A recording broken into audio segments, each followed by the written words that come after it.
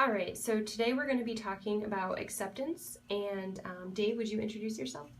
Sure. My name is Dave Marshall, and I will be doing some intentional stuttering while I make these videos. Great. Speaking about the iceberg analogy, how does this help a clinician see a client as a whole person? Well, I think that just as a quick review, the iceberg is all the underlying, feelings and emotion that the client has that stem from stuttering, Right.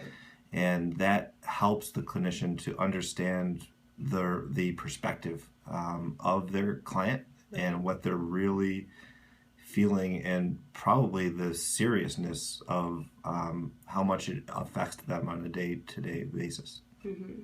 So what do you think would be the most helpful for a clinician that's just beginning therapy with a person who stutters?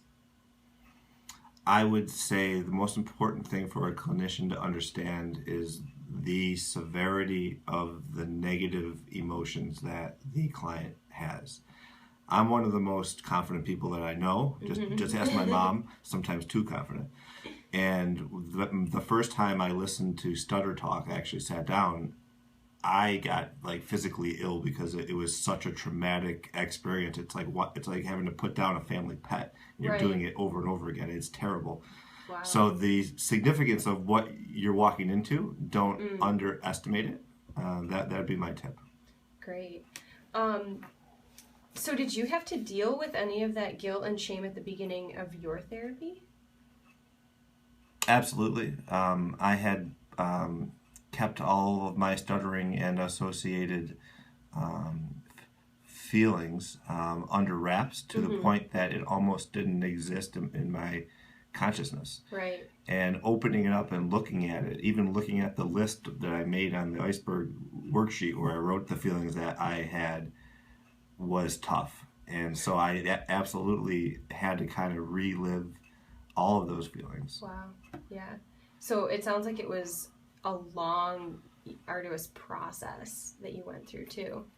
I'm at about 2 years now, and I will say the negative feelings aren't gone, Okay. but 95% plus gone, Great. which frees up my brain to do other things, which is really nice. Yeah.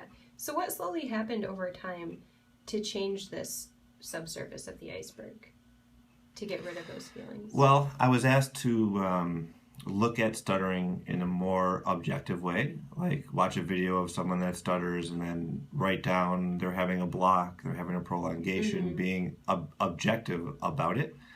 And the more that you do that, I remember at the end of my first semester, I looked back at my iceberg list and I'm like, oh, well, that's gone, that's gone, that's gone, and that's gone. So it's not like you witness them going away. Sure, it's a slow process. But the more that you move from viewing stuttering as an emotional thing, the more that you move towards seeing it as an objective thing, those negative feelings just kind of fall off.